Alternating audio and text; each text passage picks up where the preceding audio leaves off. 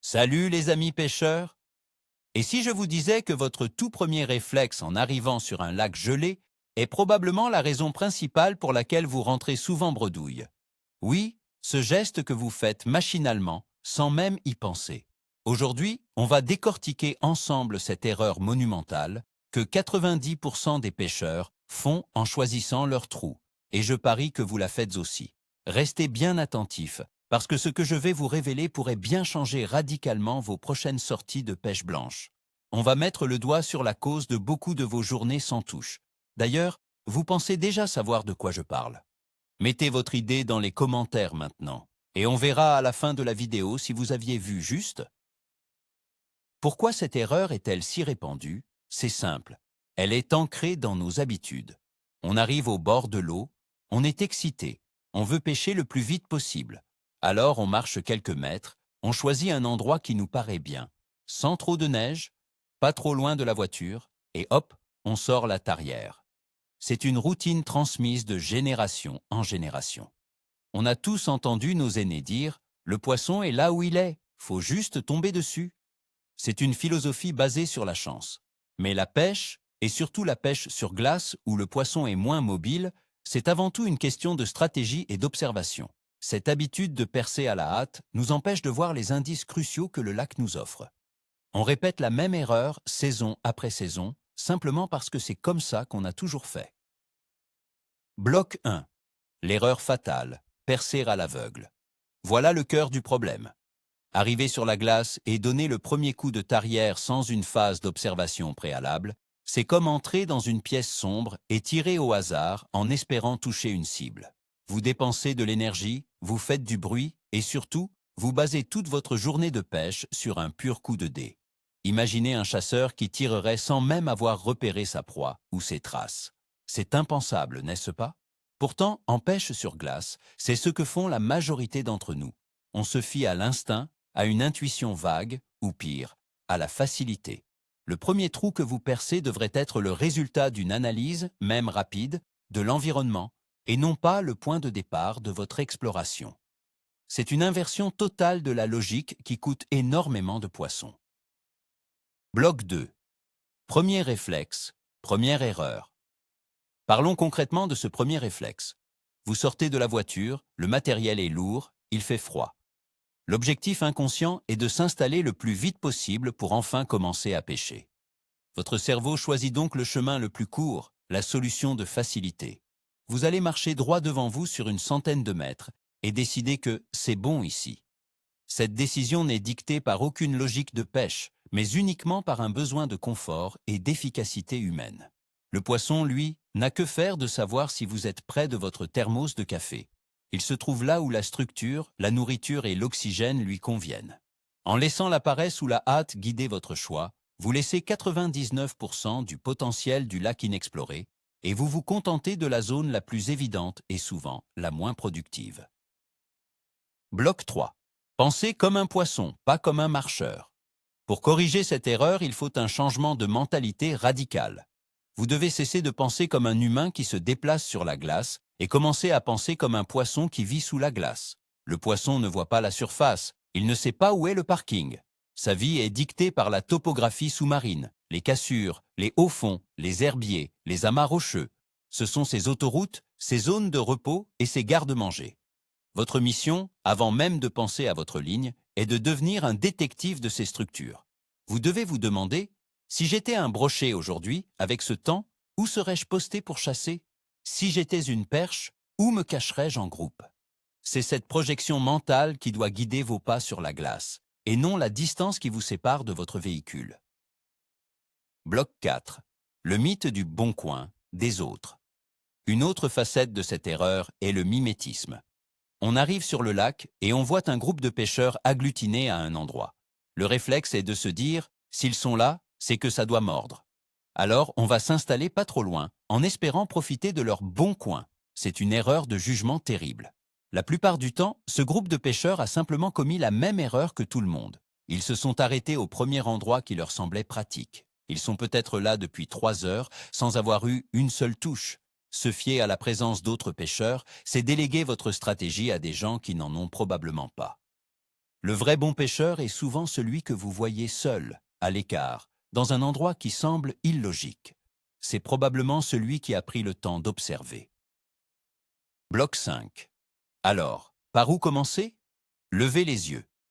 La première étape de votre nouvelle stratégie se passe avant même de regarder la glace sous vos pieds. Arrêtez-vous sur la berge et prenez 5 minutes pour scanner l'horizon. Regardez la topographie des rives. Y a-t-il une pointe de terre qui s'avance dans l'eau? Une baie abritée? Une falaise rocheuse qui plonge à pic? Une arrivée d'eau? Tous ces éléments visibles à l'extérieur se prolongent sous l'eau. Une pointe de terre continue très probablement en une crête sous-marine. Une falaise indique une fosse probable à proximité. Une zone de roseaux sur la berge signale un plateau peu profond avec des herbiers. Votre analyse ne commence pas sur la glace, elle commence par la lecture du paysage qui entoure le lac. C'est la première couche d'information et elle est gratuite. Bloc 6. La berge vous parle, écoutez-la. Approfondissons ce concept. Imaginez que vous êtes face à une rive en pente douce, avec une plage en été. Sous la glace, il est quasi certain que vous trouverez un grand plateau peu profond, qui descendra très progressivement. C'est une zone potentielle pour les perches en début de saison. À l'inverse, si la berge est une paroi rocheuse abrupte, vous pouvez être sûr que le fond chute très rapidement, à quelques mètres du bord. C'est une cassure, un spot de chasse de premier ordre pour le sandre ou le brochet. Ne sous-estimez jamais cette information. J'ai vu un jour un pêcheur s'acharner à pêcher en plein milieu d'une baie dont les rives étaient totalement plates. Il cherchait du sandre qui se trouvait probablement à l'autre bout du lac, le long de la falaise qu'il avait ignorée en arrivant. Bloc 7. Maintenant, baissez les yeux. La neige est une carte. Une fois que vous avez analysé les berges, il est temps de lire la surface du lac. La couverture de neige est un indicateur incroyablement précieux. Les zones où le vent a balayé la neige, laissant apparaître la glace noire, sont souvent des zones plus profondes ou soumises à un léger courant. Le vent a plus de prise sur ces zones. À l'inverse, les endroits où la neige s'est accumulée en congère sont souvent des zones plus calmes, potentiellement moins profondes ou à l'abri d'une structure sous-marine. La neige ne se dépose pas au hasard. Elle est sculptée par le vent, qui lui-même est influencé par la topographie environnante. Apprendre à lire ces motifs de neige, c'est comme avoir une première ébauche de la carte des fonds marins sans même avoir sorti un appareil électronique. Bloc 8. L'indice des fissures et des plaques de pression. La glace elle-même est vivante et elle nous donne des indices. Les grandes fissures qui traversent le lac ne sont pas aléatoires. Elles se forment souvent le long des lignes de faiblesse qui correspondent fréquemment à des changements de profondeur importants, comme le bord d'un haut fond ou une cassure. De même, les plaques de pression, ces zones où la glace s'est soulevée et a craqué sous l'effet de la dilatation, se forment souvent au-dessus des points les moins profonds d'un lac. C'est un phénomène physique. La glace qui touche ou est proche du fond est poussée vers le haut. Si vous voyez une longue crête de glace brisée au milieu de nulle part, il y a de fortes chances que vous soyez au-dessus d'une structure très intéressante. C'est un signal à ne jamais ignorer. Bloc 9. Imaginez un matin typique. On va se mettre en situation. Vous arrivez au lac, il fait -10, un petit vent pique le visage. Votre premier instinct, c'est de vous mettre à l'abri et de vous activer pour vous réchauffer. Sortir la tarière et percer est la solution parfaite pour ça. C'est à ce moment précis que la bataille se joue dans votre tête. C'est la lutte entre le besoin de confort immédiat et la discipline du pêcheur stratège. Le pêcheur lambda va céder à l'inconfort et percer le premier trou à 50 mètres. Le pêcheur averti va remonter sa capuche, serrer les dents et se dire « Non, d'abord, je marche. D'abord, j'observe. » Il va résister à cette tentation de l'action immédiate. C'est cette décision prise dans les 5 premières minutes qui détermine souvent le succès de toute la journée. Bloc 10. C'est là que la patience entre en jeu. La patience n'est pas seulement d'attendre une touche qui ne vient pas. La vraie patience du pêcheur sur glace, c'est celle qui précède le premier trou. C'est la capacité à investir 10, 15, voire 20 minutes au début de sa journée, non pas à pêcher, mais à explorer. Marcher. Traverser la baie. Allez voir la pointe là-bas. Observez les traces de neige. Repérez les fissures. Faites le tour des zones que vous avez identifiées grâce à l'analyse des berges. Cet investissement de temps peut sembler une perte, surtout si les autres pêchent déjà. Mais c'est le contraire. Chaque minute passée à observer vous fera gagner des heures de pêche infructueuse dans une zone stérile. C'est l'investissement le plus rentable que vous puissiez faire. Bloc 11. La couleur de la glace n'est pas juste une couleur. En marchant, portez une attention particulière à la couleur et à la texture de la glace. Une glace très sombre, presque noire et transparente, est généralement le signe d'une grande profondeur d'eau. Il y a peu de sédiments ou d'air emprisonné. Une glace blanche, opaque ou laiteuse indique souvent la présence de bulles d'air. Ces bulles peuvent être dues à un gel plus lent dans une eau peu profonde ou à la décomposition de la végétation au fond. Si vous trouvez une large zone de glace blanche au milieu de la glace noire, vous êtes peut-être sur un haut fond ou un herbier. C'est un indice visuel de premier ordre pour localiser les structures. J'ai souvent trouvé d'excellents spots à perche simplement en ciblant ces taches de glace laiteuse. Bloc 12. Le son de la tarière est aussi un indice. Même lorsque vous commencez enfin à percer, l'observation ne s'arrête pas. Votre tarière est un outil de sondage. Écoutez attentivement le bruit qu'elle fait. Écoutez le moteur si elle est thermique ou sentez la résistance si elle est manuelle. Vous remarquerez que la durée de perçage et le son changent. Si vous percez un trou et que ça prend, disons, 20 secondes, et que 10 mètres plus loin, ça en prend 30, vous savez que l'épaisseur de glace a augmenté. Cela peut être dû à une couche de neige isolante, mais aussi à d'autres facteurs. De même, le chuintement final, lorsque la mèche débouche, n'est pas le même. Entraînez votre oreille à percevoir ces subtiles variations. Elles vous renseignent sur ce qui se passe sous vos pieds et vous aident à affiner votre cartographie mentale. Bloc 13. Déboulonnons une idée reçue. Plus de trous, plus de chance. C'est un adage populaire, mais il est terriblement trompeur. Percer 50 trous dans une zone de 200 mètres carrés qui est complètement dénuée de structures et de poissons ne vous donnera pas plus de chance. Vous ne ferez que confirmer 50 fois qu'il n'y a rien. La qualité prime sur la quantité. Un seul trou, percé au bon endroit après une observation minutieuse, sur la pente d'une cassure ou au sommet d'un haut fond, vaut infiniment plus qu'une centaine de trous percés au hasard, sur un plateau stérile. L'objectif n'est pas de transformer la surface du lac en gruyère, mais de placer chaque trou avec une intention précise, comme un joueur d'échecs qui avance ses pions. Bloc 14. L'histoire de ce vieux pêcheur que j'ai rencontré. Je me souviens d'une sortie sur un grand lac. J'étais arrivé tôt et, comme beaucoup, j'avais commencé à percer assez rapidement. 1 heure plus tard, un vieux monsieur est arrivé. Il a posé son seau et il a commencé à marcher, les mains dans le dos. Il a marché pendant au moins 30 minutes, en regardant partout, sauf la glace. Il regardait les arbres, les collines. Puis il est revenu sur ses pas, s'est arrêté à un endroit qui me semblait totalement anodin, a percé un unique trou et a commencé à sortir du poisson. Pendant ce temps, moi et une dizaine d'autres pêcheurs, nous nous déplacions, percions à nouveau, sans succès. Ce jour-là, j'ai compris que sa partie de pêche n'avait pas commencé quand il a sorti sa canne, mais bien 30 minutes plus tôt. Bloc 15. Le premier trou, c'est un trou de test, pas de pêche. Changeons notre perception du premier trou. Ne le considérez plus comme votre emplacement de pêche définitif. Considérez-le comme un point de données. C'est un trou d'information.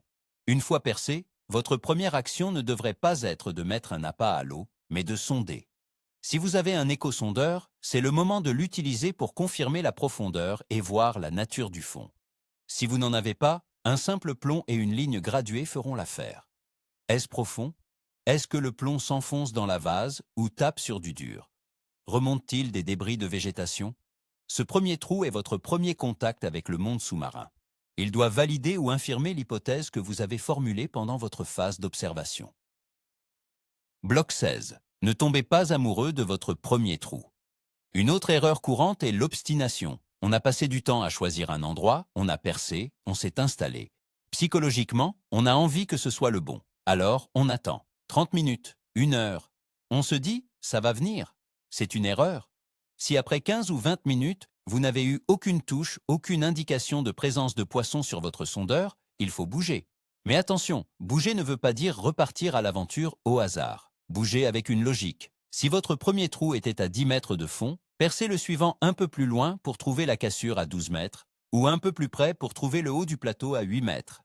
Chaque trou doit vous apporter une nouvelle information pour affiner votre recherche. Bloc 17. La grille de perçage stratégique. Pour être vraiment efficace, ne pensez pas en termes de trous uniques, mais en termes de grilles. Une fois que vous avez identifié une zone prometteuse, par exemple le long d'une pointe que vous avez repérée, ne percez pas un seul trou. Percez une ligne de 3 ou 4 trous, espacés de 10 à 15 mètres, en partant de la berge vers le large.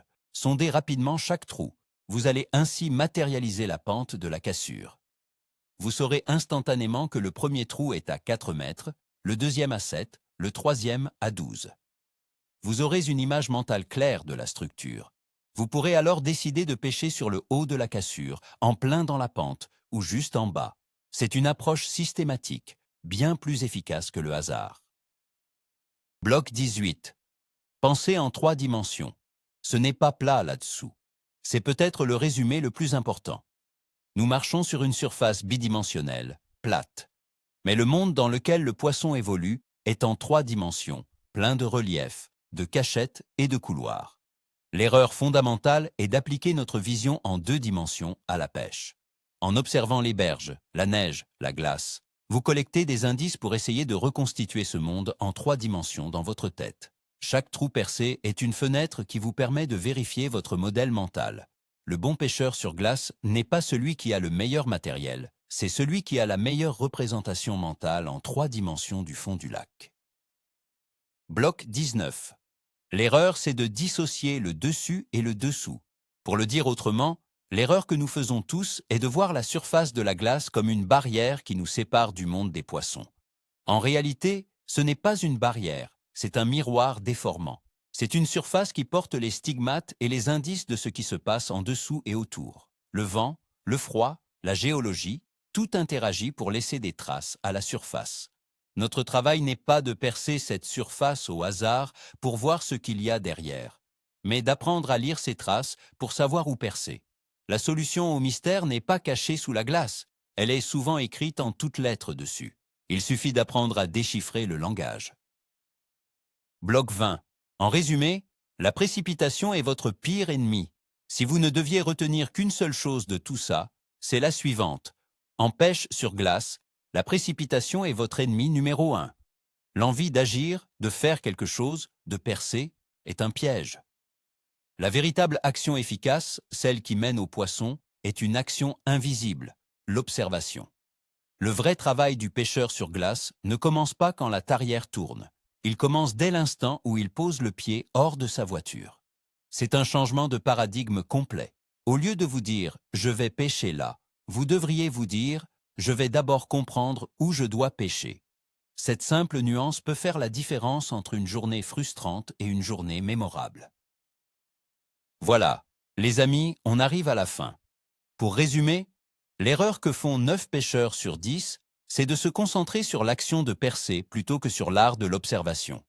On se focalise sur le comment pêcher avant même de savoir le où. Le vrai retournement de situation, le moment où tout bascule, c'est quand on comprend que notre meilleur outil de pêche sur glace n'est pas notre canne, notre sondeur ou notre tarière. Ce sont nos yeux et nos pieds, utilisés intelligemment pendant les 15 premières minutes de la journée. Cette prise de conscience transforme la pêche sur glace d'un jeu de loterie en une véritable partie d'échecs contre le poisson. Vous ne subissez plus le hasard, vous le provoquez. Merci infiniment d'avoir regardé jusqu'au bout. Si cette vidéo a un peu bousculé vos certitudes, mettez un pouce bleu, c'est la meilleure façon de soutenir la chaîne. Et bien sûr, abonnez-vous pour ne pas rater les prochaines astuces. Et maintenant, la parole est à vous dans les commentaires. Honnêtement, faites-vous cette erreur? Et quelle est votre meilleure astuce personnelle pour trouver le bon endroit? Partageons nos connaissances. C'est comme ça qu'on progresse tous ensemble. Allez, à la prochaine!